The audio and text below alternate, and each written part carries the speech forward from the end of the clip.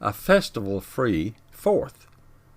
The lack of planning for a 4th of July event that planted the seeds of Buffalo Bill Cody's Wild West show. William F. Cody's North Platte, Nebraska friends had little trouble bringing him up to speed on their preparations for celebrating the upcoming 1882 4th of July holiday. In fact, they could summarize what they had done with one word: nothing. Cody, who had just moved to North Platte, was dumbstruck.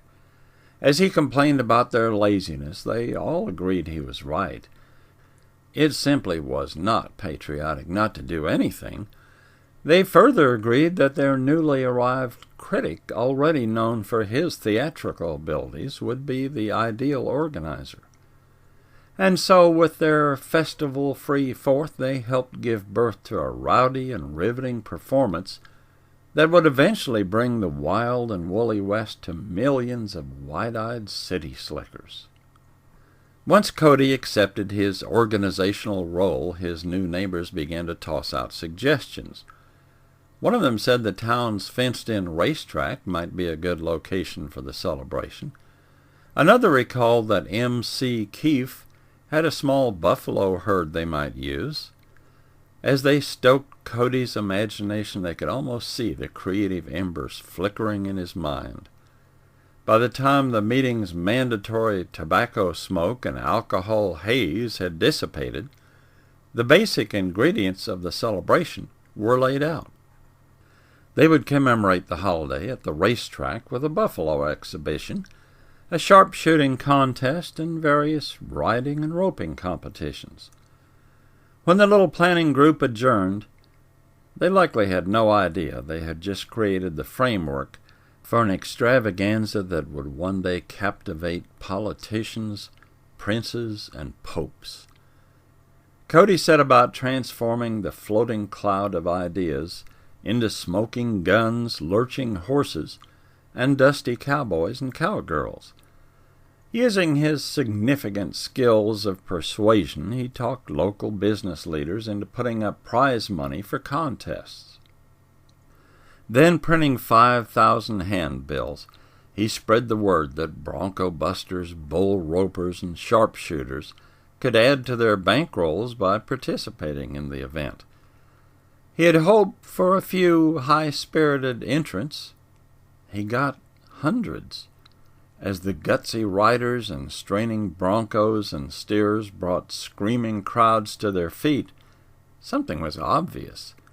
This celebration, which Cody would dub the Old Glory Blowout, was destined to become much more than a one-time occurrence. Years before the blowout, Cody's youthful energy began to simmer. Like the restless broncos in his later events, young William F. Cody yearned for unfettered freedom. Following the untimely death of his father in 1857, he left his comfortable home life at 11 or 12 to head west.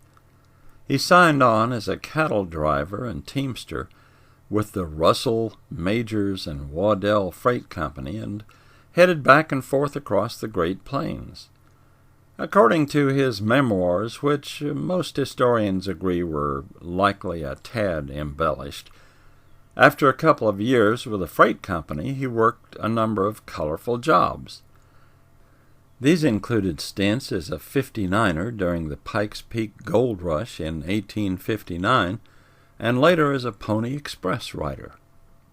Despite a little historical fuzziness about this period of his life, he would soon step clearly into history books written about both the Old West and early entertainment. Eventually, his real-life Western adventures would find their way on stages and arenas across the country. Unlike many city-bred performers who merely portrayed cowboys and frontiersmen in front of audiences, Cody was the real deal. Throughout his show business career, he followed the call of his beloved western prairies, as well as the call of the crowds. That career was built upon his real-life reputation. One of his early jobs involved hunting buffalo to feed the workers on the Kansas Pacific Railroad. He was such a successful shot that he soon gained the nickname of Buffalo Bill. There was, however, another fellow, William Comstock, who also used that name. According to accounts, Cody won an 8-hour shooting match with Comstock to determine who deserved the title, Buffalo Bill.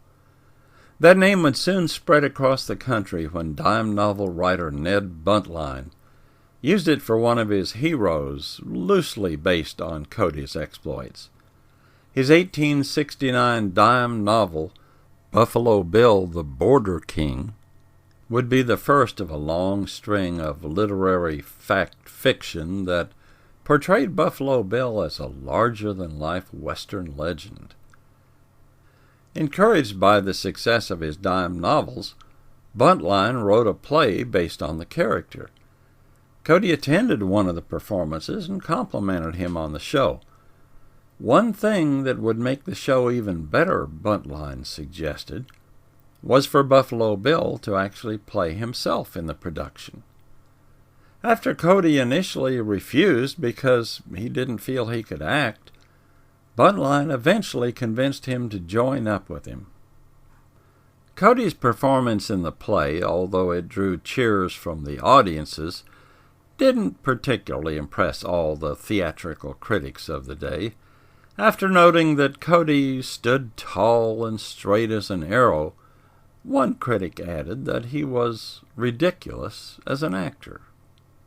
Ridiculous or not, Cody would spend the next decade performing in traveling shows that slowly molded him into a seasoned entertainer. By the time he put together the Old Glory Blowout, Buffalo Bill knew that his audiences wanted a rough-edged slice of the early West that was vanishing before their eyes. His later Wild West shows paraded a fascinating cast of characters across much of the world, playing for such luminaries as Queen Victoria and Pope Leo VIII. As Sioux warriors who had actually fought in the Little Bighorn swept down to reenact the event, the wide-eyed crowd was transfixed. When Annie Oakley took aim at the slightly quivering cigarette in her husband's mouth, they held their breath.